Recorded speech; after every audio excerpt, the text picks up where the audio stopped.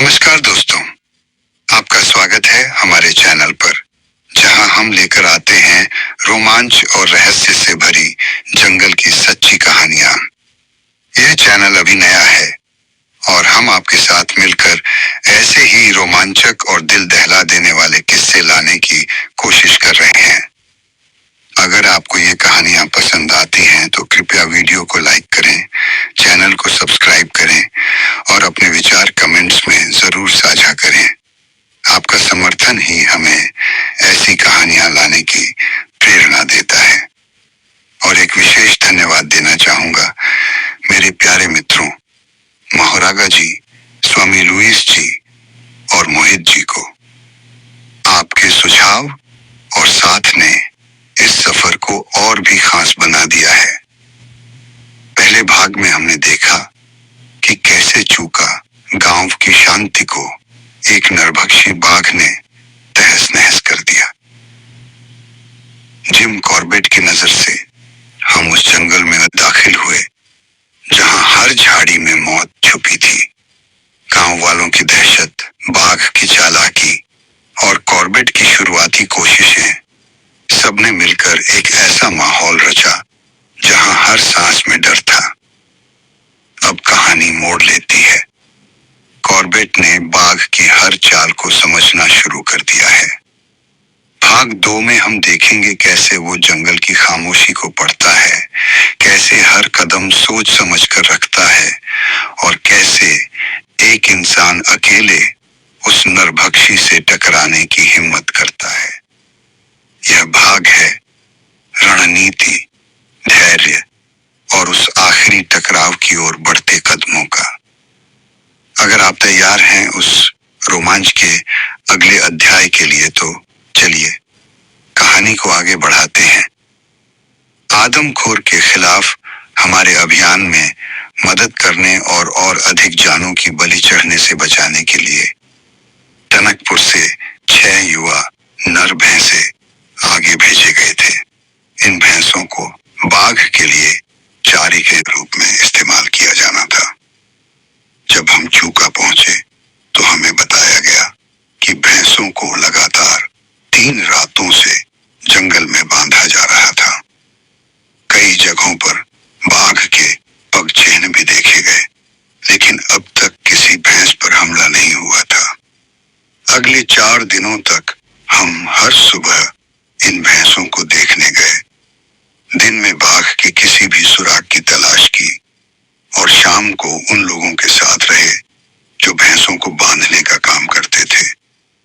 5वीं सुबह स्थिति अचानक बदल गई। हमें खबर मिली कि ठाक गांव में उसी जंगल के किनारे जहां 2 बच्चों की जान गई थी, हमारी बांधी हुई एक भैंस को बाघ ने मार डाला और घसीट कर ले गया। लेकिन इस बार बाघ ने हमें चौंका दिया। घने जंगल की ओर शिकार ले जाने के बजाय उसने उसे खुले मैदान से होते हुए एक पथरीली चोटी तक घसीटा। यह उसने शायद इसलिए किया क्योंकि उस रास्ते के पास बने मचान से पहले 2 बार उस पर गोली चली थी और संभव है कि वह घायल भी हुआ हो। भैंस को ज्यादा दूर तक घसीट नहीं पाया। उसके सींग 2 चट्टानों के बीच फंस गए और जब उसे छुड़ाना मुश्किल हो गया तो बाघ ने पिछली टांगों से कुछ मांस खाया और शिकार वहीं छोड़कर चला गया। जब हमने बाघ की दिशा तलाशनी शुरू की तो उसके पग चिन्ह एक कीचड़ भरे भैंसों के गड्ढे में मिले। इन पैरों के निशान साफ बता रहे थे कि भैंस का हत्यारा एक विशाल नर बाघ था।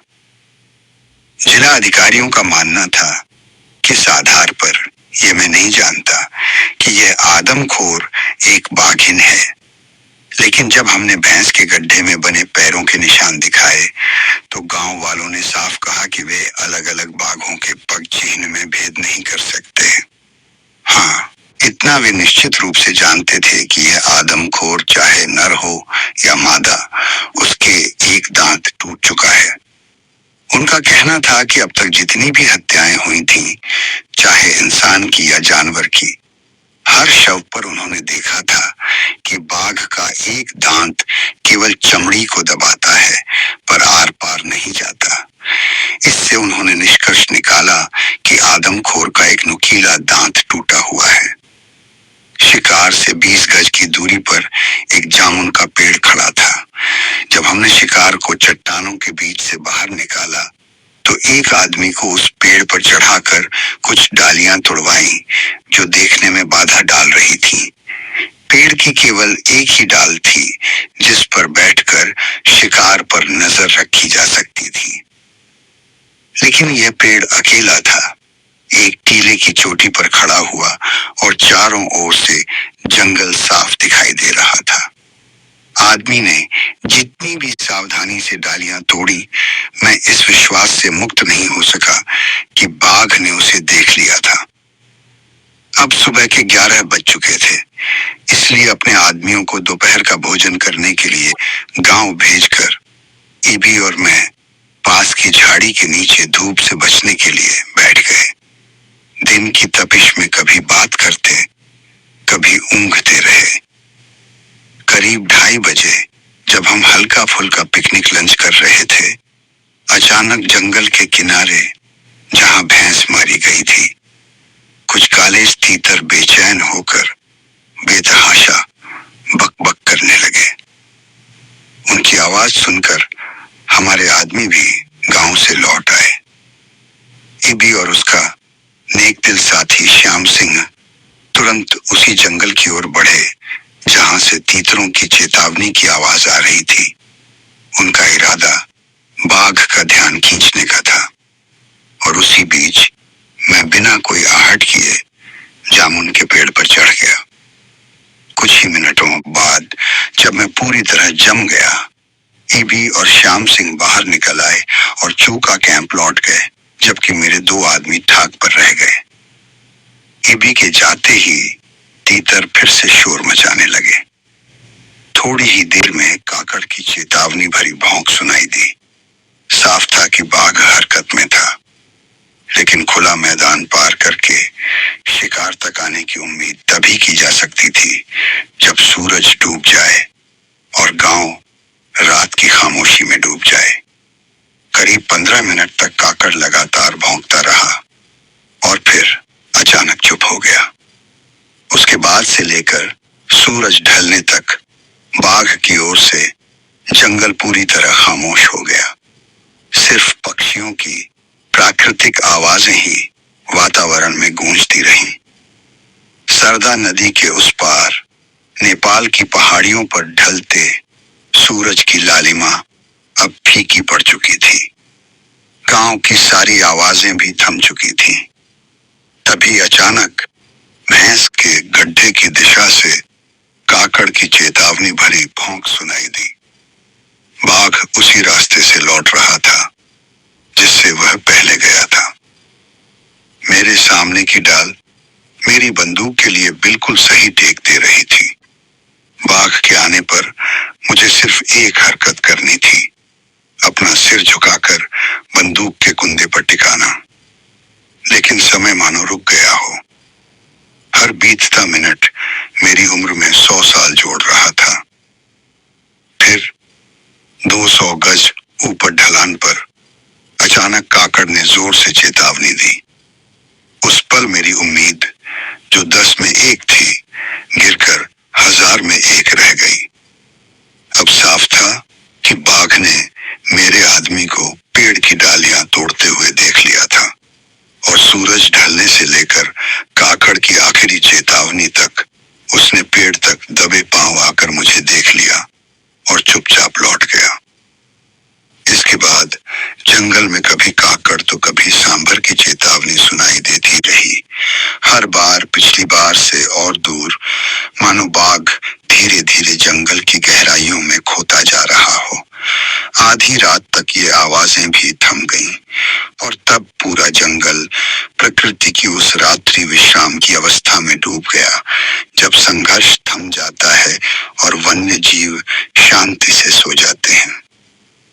जिन्होंने भारतीय जंगल में रातें बिताई हैं, वे जानते होंगे कि यह विश्राम काल हर मौसम और चांद की कलाओं के अनुसार थोड़ा बदलता है, पर सामान्यतः आधी रात से सुबह 4 बजे तक रहता है। इन घंटों रातों में शिकारी भी सोते हैं, और जो उनकी दहशत में जीते हैं वे भी चैन की सांस लेते हैं।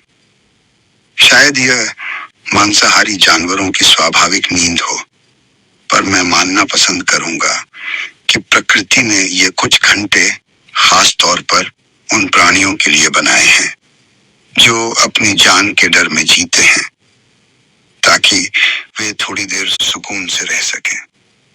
सुबह की पहली किरणें बस कुछ ही पल पहले फैली थीं, जब मैं पूरे शरीर की अकड़न लिए पेड़ से नीचे उतरा। झाड़ी के नीचे दबाकर रखी हुई थर्मस को मैंने निकाला। इब्बी की यह सोची समझी सावधानी थी। एक घूंट गर्म चाय ने थके हुए शरीर को नई जान दी। थोड़ी देर में मेरे दोनों आदमी भी आ पहुंचे। हम मिलकर शिकार को डालियों से ढक रहे थे ताकि गिद्ध उसे न नोच ले। तभी आधे मील दूर पहाड़ी से बाघ की आवाज 3 बार गूंजी। उसकी गरज मानो जंगल को हिला गई।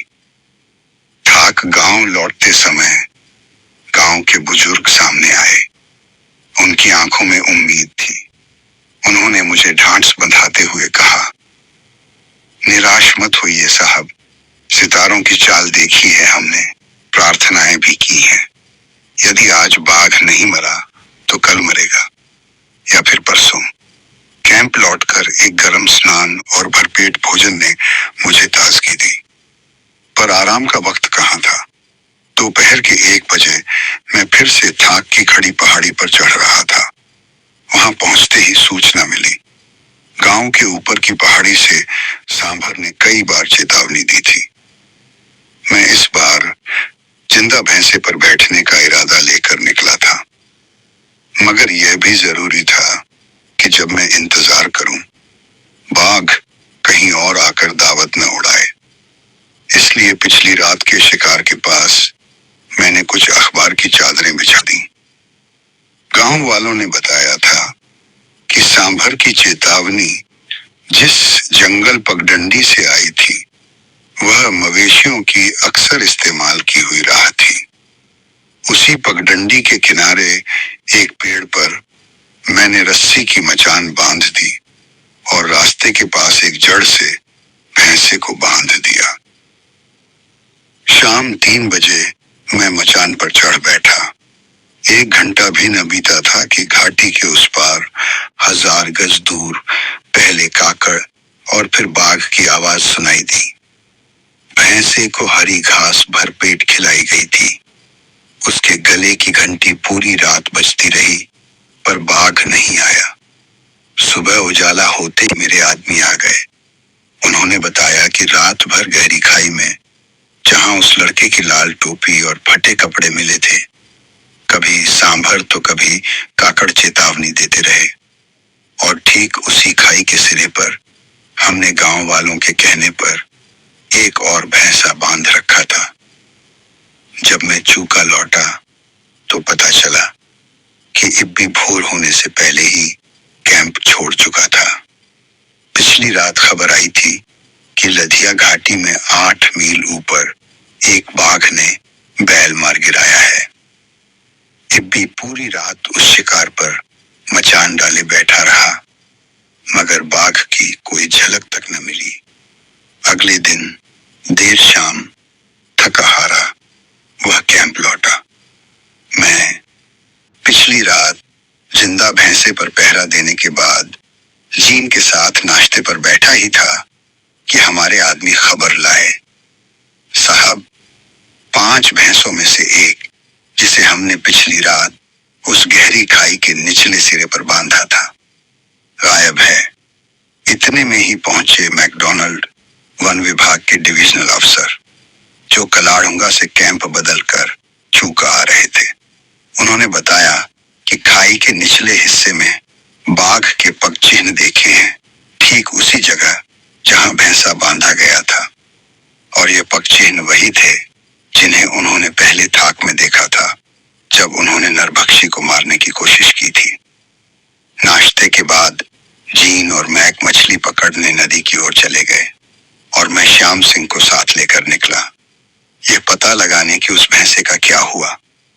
टूटी रस्सी और बाघ के पदचिह्नों के अलावा वहां कुछ न मिला, लेकिन थोड़ी दूर तलाशने पर मुझे जमीन पर वह जगह दिखी जहां भैंसे का सींग घिसट कर लगा था, और वहीं से शुरू हुई खून की साफ लकीर। बाघ ने शिकार को मीलों दूर दुर्गम रास्तों से घसीटा और फिर अजीब बात यह कि उसी खाई में लौटा लाया, बस 200 गज दूर, जहां से उसने उसे मारा था। यहाँ घाटी एक बोतल की गर्दन जैसी संकरी होकर मात्र 10 फुट चौड़ी रह गई थी।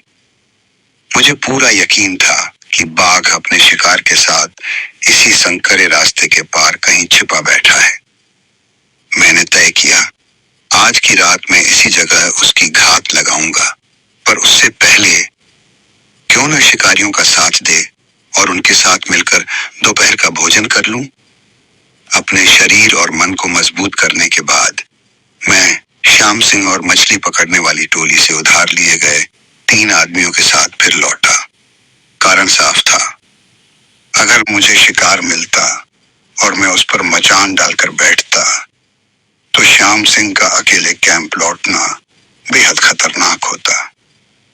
मैं 4 आदमियों से काफी आगे बढ़कर उस संकरे दर्रे की ओर पहुंचा, और तभी अचानक हवा में गूंज उठा बाघ का गहरा गरजता हुआ स्वर। घाटी यहाँ ढलानदार और विशाल चट्टानों से भरी थी।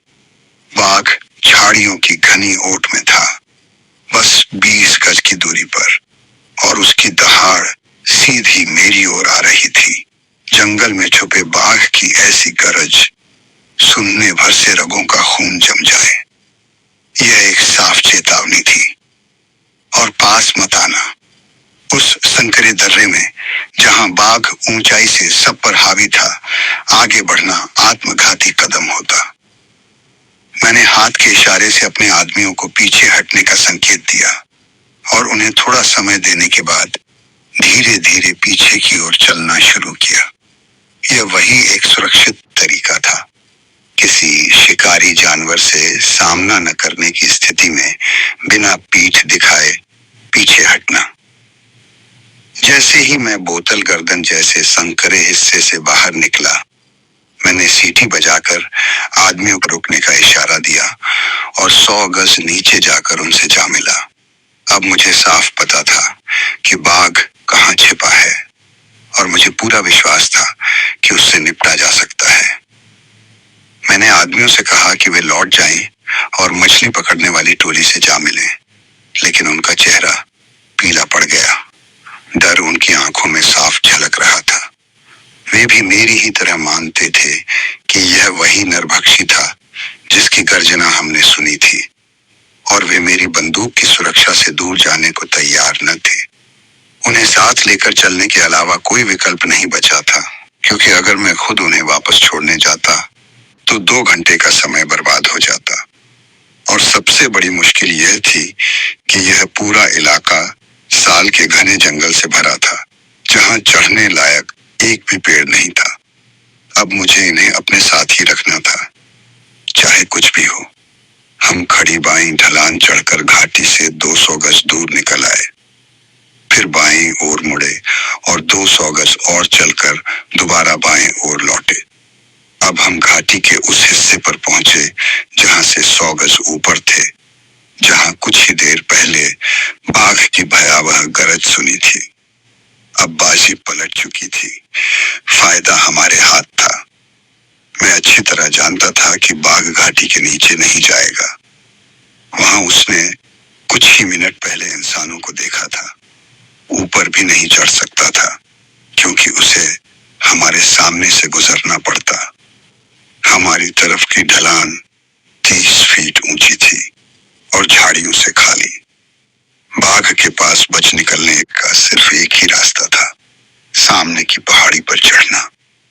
हम सब ने 10 मिनट तक घाटी की हर इंच जमीन को आंखें गड़ाकर टटोला, फिर थोड़ा पीछे हटकर 30 गज बाएं ओर बढ़े और फिर से किनारे पर बैठ गए। तभी मेरे पास बैठे आदमी ने फुसफुसाकर कहा, शेर, और सामने इशारा किया। मैंने आंखें फाड़कर देखा, कुछ नजर नहीं आया। मैंने उससे पूछा, कितना देखा, कहाँ है? उसने कहा, बस उसके कान हिले थे, सूखी पत्तियों के पास। लेकिन 50 गज की दूरी पर सूखी पत्तियों के बीच बाघ के कान पहचानना नामुमकिन था। मेरे पीछे बैठे आदमियों की सांसें तेज हो रही थीं, जैसे हवा में ही तनाव भर गया हो। तभी अचानक एक आदमी खड़ा हो गया और उसी क्षण वह बाघ, जो अब तक झाड़ियों की ओट में हमारा सामना किए पड़ा था, धीरे धीरे उठ खड़ा हुआ और पहाड़ी पर चढ़ने लगा। ज्यों ही उसका सिर झाड़ी के पार निकला, मैंने ट्रिगर दबा दिया। गोली उसके गले के झबरे हिस्से को चीरती हुई निकली और सामने की चट्टान से टकराकर छिटक गई। बाघ दर्द से उछलकर हवा में सीधा खड़ा हो गया। जमीन पर गिरते ही वह एक मोटी बेल में उलझ गया और छटपटाने लगा। हम सबको लगा अब यह वहीं ढेर हो जाएगा, लेकिन वह दैत्य फिर खड़ा हुआ और छलांग लगाकर भाग खड़ा हुआ। श्याम सिंह ने धीमे स्वर में कहा, बाघ को चोट नहीं लगी, और मैं भी उसकी राय से सहमत था। आदमियों को वहीं छोड़कर मैं घाटी पार करके उस जगह पहुंचा जहां गोली लगी थी। वहां मुझे गिरे हुए लंबे बाल मिले, टूटी हुई चट्टान के टुकड़े और वह बेल जो बाघ के संघर्ष से चीर फाड़ दी गई थी। लेकिन खून की एक बूंद भी नहीं मिली। जानवर पर गोली लगने के बाद हमेशा खून तुरंत नहीं बहता, और यह भी संभव था कि मैंने गोली की दिशा का अंदाजा गलत लगाया हो। इसलिए अब जरूरी था कि हम बाघ का शिकार ढूंढें, क्योंकि वही अगले दिन हमें यह बताएगा कि बाघ सचमुच घायल हुआ था या नहीं। लेकिन शिकार ढूंढना आसान न था। हमें जमीन को 2 बार खंगालना पड़ा और तब जाकर शिकार मिला। 4 फीट गहरे पानी के एक गड्ढे में डूबा हुआ। शायद बाघ ने जानबूझकर उसे वहां छुपाया था, ताकि न तो भौरों का झुंड पहुंचे और न ही मक्खियों की भीड़। अब स्थिति कुछ साफ थी। मैंने 3 आदमियों को वापस मछुआरों की टोली में भेज दिया, क्योंकि अब उनके लिए खतरा नहीं था। श्याम सिंह और मैं उस शिकार के पास 1 घंटे तक छिपे रहे, कान लगाकर जंगल की आवाजें सुनते रहे। लेकिन चारों ओर सन्नाटा था। तब हम भी वापस कैंप लौट आए। अगली सुबह जल्दी नाश्ता करके मैं और मैक फिर उसी घाटी में लौटे, और वहां का दृश्य सारी कहानी साफ कर गया। शिकार अब पानी में नहीं था। बाघ उसे निकालकर थोड़ी दूरी तक ले गया था और वहीं खाकर छोड़ दिया था। जमीन पर सिर और खुरों के सिवा कुछ न बचा था, और उस जगह जहां बाघ बैठकर खा रहा था, वहां खून की एक भी बूंद नहीं थी। यह साफ सबूत था कि बाघ को कोई चोट नहीं लगी थी, और अब वह अपने डर से भी पूरी तरह उबर चुका था। जब हम कैंप लौटे तो खबर मिली, लाढ़िया नदी के उस पार एक चौड़ी घाटी में बाघ ने एक गाय का शिकार किया है। जिन आदमियों ने शव पाया, उन्होंने उसे डालियों से ढक दिया था। इब्बी अभी तक गांव से नहीं लौटा था, इसलिए दोपहर के भोजन के बाद मैं और मैक उस गाय को देखने निकल पड़े। गाय को दोपहर में ढका गया था, लेकिन उसी वक्त बाघ लौट आया और उसने डालियों को हटाकर गाय को उठा ले गया, बिना किसी घसीटने के निशान छोड़े। जंगल घने साल के विशाल पेड़ों से भरा था, पर झाड़ियां न थीं। हमें पूरा 1 घंटा लगा, तब जाकर शिकार मिला। सूखे पत्तों के बड़े ढेर के नीचे छिपा हुआ। पास ही एक पेड़ पर मैक ने मेरे लिए साहस दिखाते हुए मचान बनाया। इस बीच में धूप से झुलसते माहौल में, जहां तापमान 110 डिग्री था, उसकी पानी की बोतल खाली करता रहा और पाइप पीता रहा। मुझे मचान पर सुरक्षित बैठाकर वह कैंप लौट गया। करीब 1 घंटे बाद सामने की खड़ी ढलान से एक छोटा पत्थर लुढ़का और मेरी नजर वहीं टिक गई। कुछ ही पल में एक बाघिन दिखाई दी। उसके पीछे पीछे 2 छोटे छोटे शावक। स्पष्ट था, यह पहला मौका था जब माँ अपने बच्चों को शिकार तक लाई थी, और यह देखना बेहद रोचक था कि वह कितनी सावधानी और सख्ती से उन्हें हर कदम पर सावधान करती हुई आगे बढ़ा रही थी। शावकों का व्यवहार भी उतना ही दिलचस्प था। वे एक एक कदम माँ के पद चिन्हों पर रखते, न एक दूसरे को ओवरटेक करते, न माँ से आगे बढ़ते। माँ जिस अवरोध से बचती, वे भी उसी से बचते, चाहे वह कितना ही छोटा क्यों न हो। और जब भी माँ रुककर हर थोड़ी दूरी पर ध्यान से जंगल की आवाज सुनती, वे बच्चे भी बिल्कुल जड़ हो जाते। जमीन पर सूखे साल के पत्तों की मोटी परत बिछी थी, इतनी कि उन पर दबाव डालकर चुपचाप चलना असंभव था। लेकिन यह देखना आश्चर्यजनक था कि कैसे हर पंजा बेहद सावधानी से रखा जाता और उतनी ही नरमी से उठाया जाता, ताकि जरा भी आवाज न हो। घाटी पार करते हुए बाघिन अपने शावकों के साथ मेरी ओर बढ़ी। मेरी मचान के पीछे से गुजरते हुए वह एक सपाट जमीन पर लेट गई, जो शिकार पर नजर डाल रही थी, लगभग 30 गज की दूरी पर। ऐसा लग रहा था कि उसकी यह क्रिया शावकों के लिए संकेत थी, आगे बढ़ो, जहां मेरा नाक इशारा कर रही है। और शावक भी उसी दिशा में बढ़ गए। कैसे माँ ने अपने शावकों को यह बताया कि यहाँ उनके लिए भोजन है, ये मैं नहीं जानता, लेकिन इतना तय था कि शावकों को जानकारी मिल गई थी। माँ के पास से गुजरते हुए उसी सावधानी के साथ जो उन्होंने अपनी माँ का पालन करते समय सीखी थी, शावक आगे बढ़े। उनके हर कदम में यह स्पष्ट था कि वे किसी निश्चित खोज पर निकले हैं। मैं बार बार कह चुका हूं कि बाघों को गंध की कोई खास समझ नहीं होती, और इस बार शावक इस कथन का पर्याप्त प्रमाण दे रहे थे। गाय की हत्या तो सुबह हमारे पास खबर के रूप में आई थी, लेकिन वह वास्तव में पिछले दिन मारी गई थी। शावकों को शिकार दिखाने से पहले बाघिन ने उसका बड़ा हिस्सा खा लिया था। गर्म मौसम, जैसा कि मैंने बताया था, बेहद तीव्र था, और उस समय केवल गंध की मदद से मैक और मैं शिकार को ढूंढ पाए थे। अब वही 2 भूखे शावक शिकार के चारों ओर घूम रहे थे, बार बार पास से गुजरते, पास पड़ोस में भटकते, लेकिन फिर भी शिकार को नहीं ढूंढ पा रहे थे। अंततः वह मक्खियां थीं, जो शिकार की स्थिति को उजागर कर रही थीं। उन मक्खियों की मदद से शावकों ने शिकार ढूंढ लिया। पत्तों के नीचे से शिकार को बाहर खींचकर शावक एक साथ बैठ गए और अपना भोजन शुरू किया। बाघिन ने भी उतनी ही गहरी नजर से अपने शावकों पर निगरानी रखी, और केवल एक बार, जब वे बहुत दूर भटक गए, उसे चेतावनी दी। जैसे ही शिकार मिल गया, माँ अपने पीठ के बल लेट गई, पैर हवा में उठाकर आराम करने लगी और धीरे धीरे सो गई।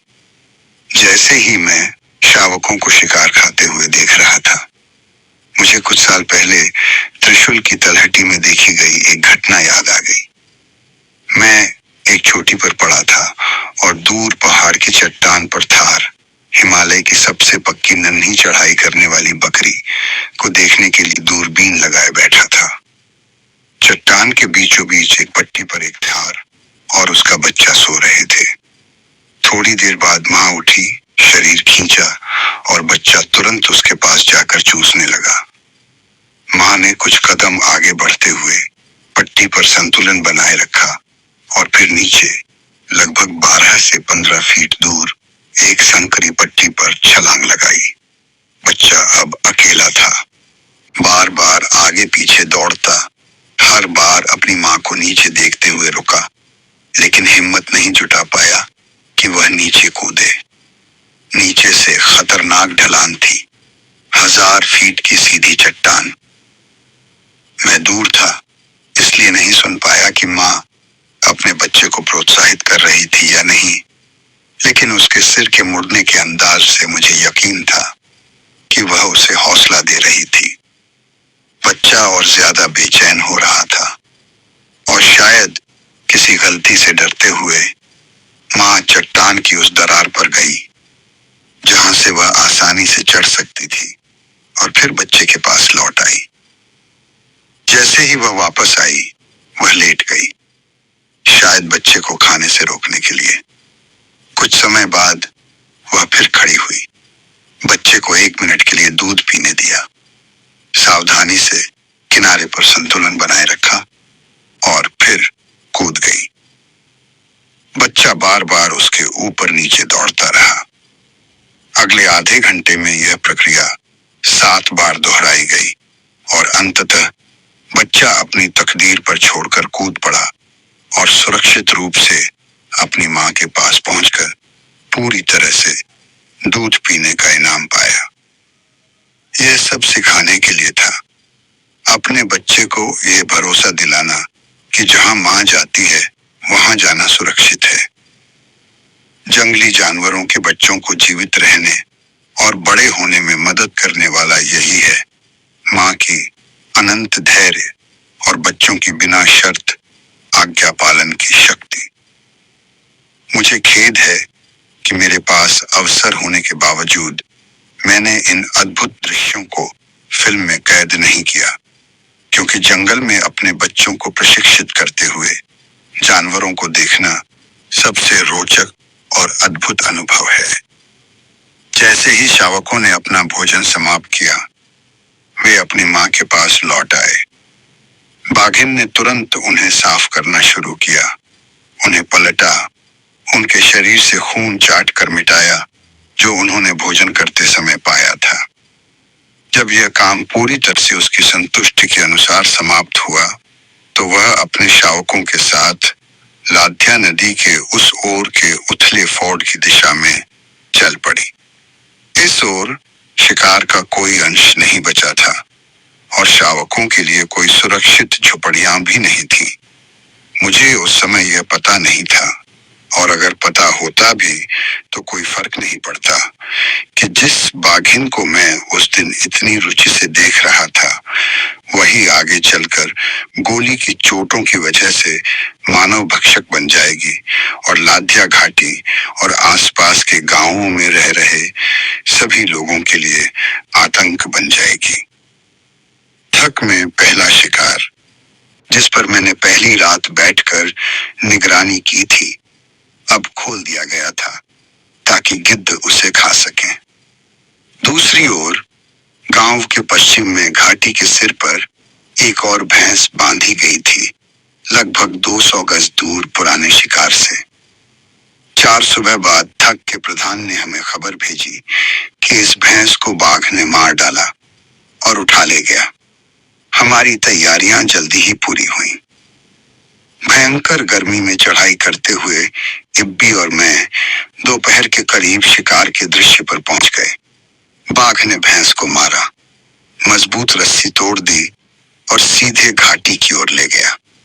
हमने 2 आदमियों को जो हमारे भोजन ले जाने आए थे पास रखने के लिए कहा और शिकार के रास्ते का पीछा करने निकले।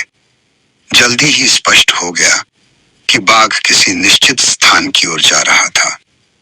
वह हमें 2 मील तक घनी झाड़ियों, खड़ी ढलानों, बड़े बड़े कांटेदार पौधों, गिरते पेड़ों और विशाल चट्टानों के पार ले गया और अंततः उसने शिकार को एक छोटे गड्ढे में एक छाते जैसी आकृति वाले बक्स के पेड़ के नीचे रख दिया।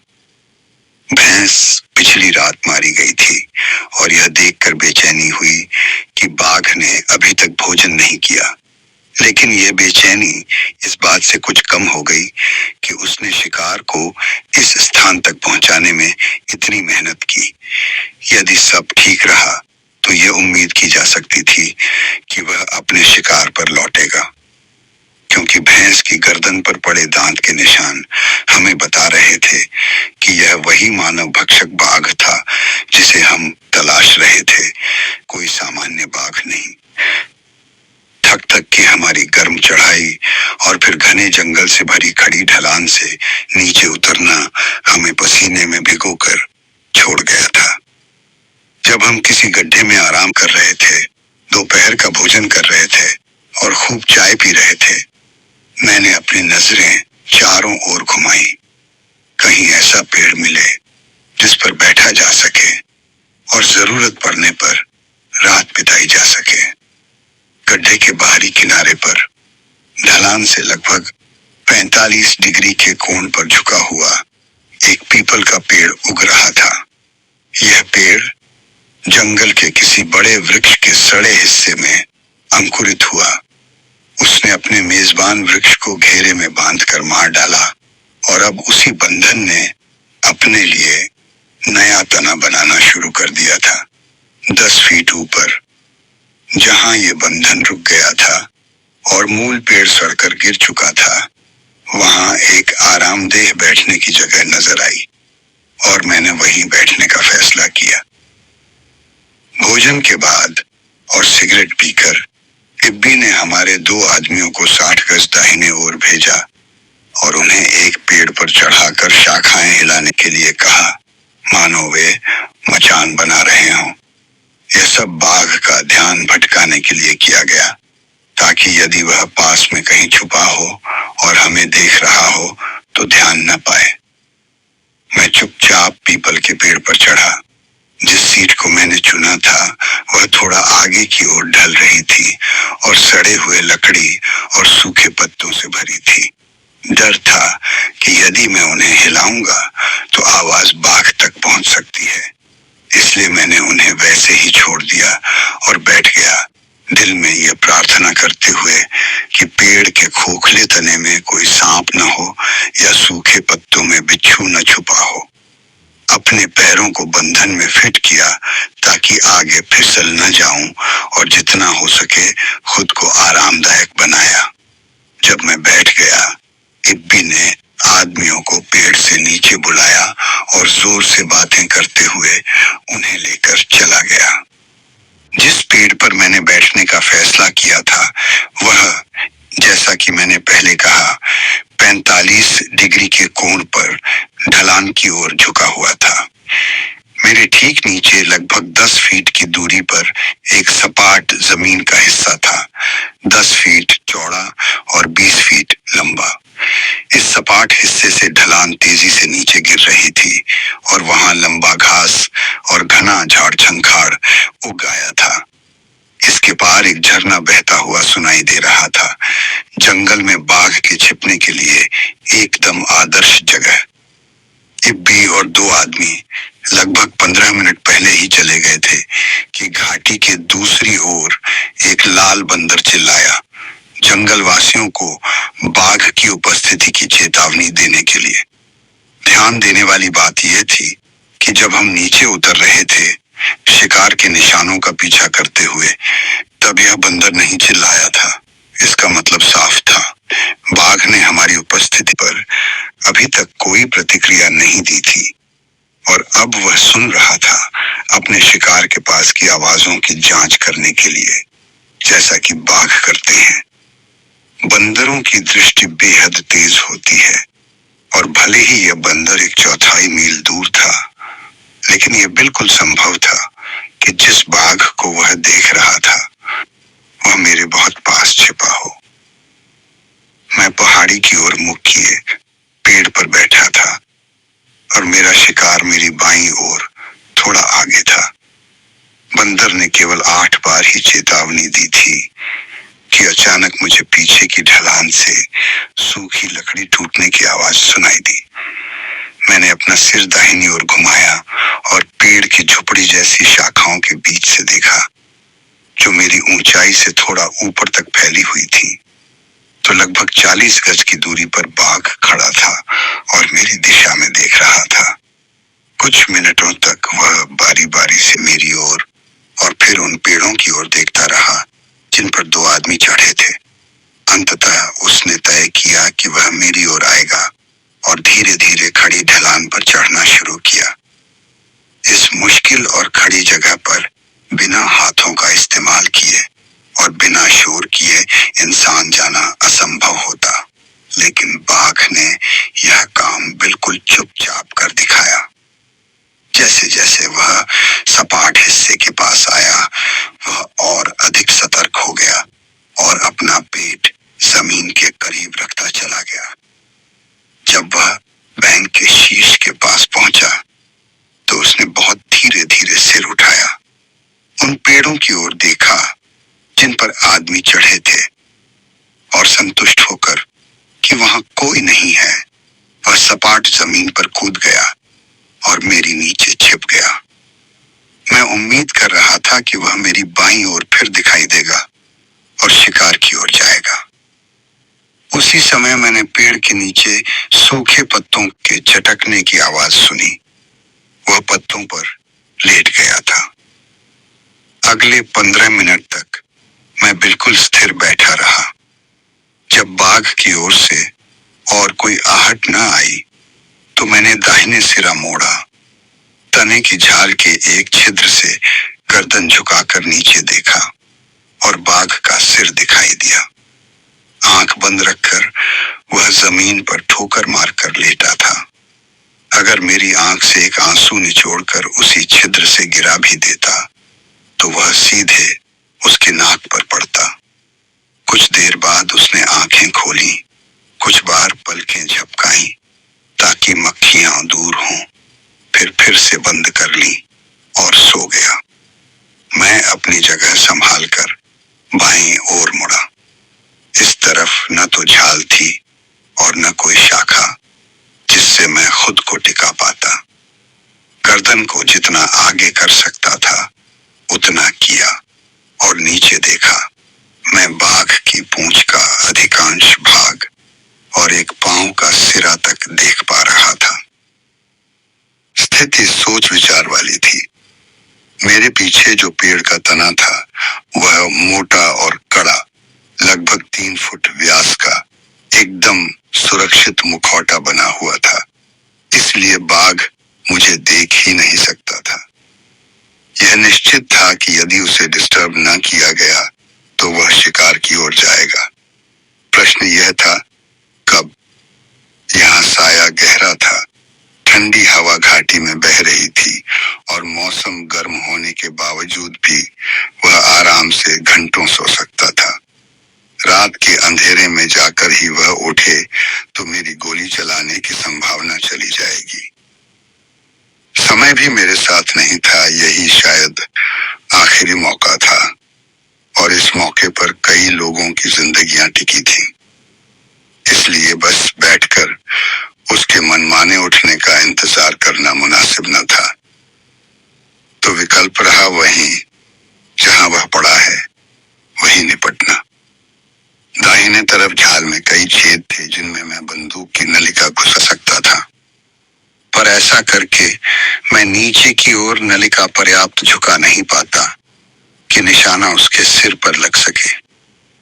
ऊपर खड़े होकर झाल पर चढ़कर ऊपर से गोली चलाना संभव तो था, पर यह बिना आवाज किए न हो पाता। मेरे नीचे पड़े सूखे पत्ते फटकर चरमराएंगे और मैं 10 गज के भीतर एक ऐसे जानवर के पास बैठा था जिसकी सुनने की शक्ति जंगल में सबसे तीक्ष्ण थी। सिर पर निशाना बांग खाना कठिन था। बाकी विकल्प सिर्फ एक ही बचता था, पूंछ की ओर निशाना साधना। मैंने बंदूक दोनों हाथों में कसकर संभाली और छोटी सी झुकन लेकर बाएं ओर सिर झुकाया। तब मुझे बाघ की पूंछ का अधिकांश भाग और एक पिछली टांग का सिरा दिखा। दाहिने हाथ को राइफल से हटाकर जब मैंने झाल की पकड़ ली तो पाया कि मैं इतना झुककर बाहर देख सकता हूं कि बाघ का लगभग 1/3 भाग नजर आने लगा। अगर मैं यह संतुलन बनाए रख पाता तो उसे नाकाम करना संभव हो सकता था।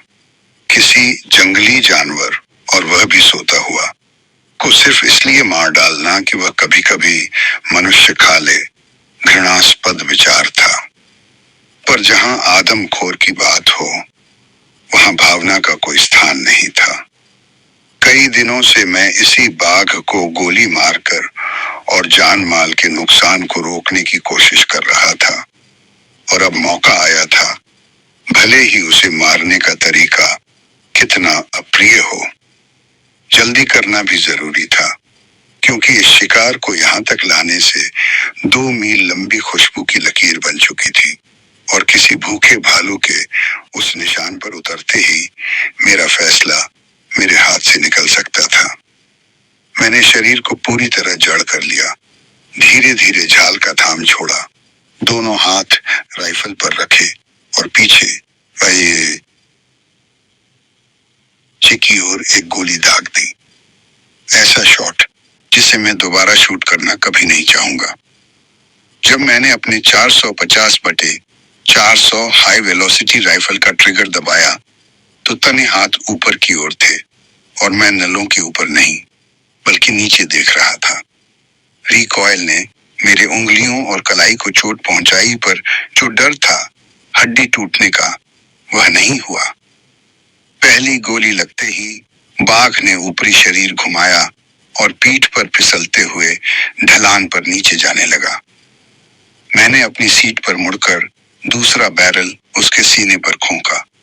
पहले शॉट पर वह गरज कर दहाड़ दहाता तो शायद मुझे कम अपराधी सा लगता, पर वह उस बड़े दिल वाले जानवर की तरह मुंह तक खोल न सका।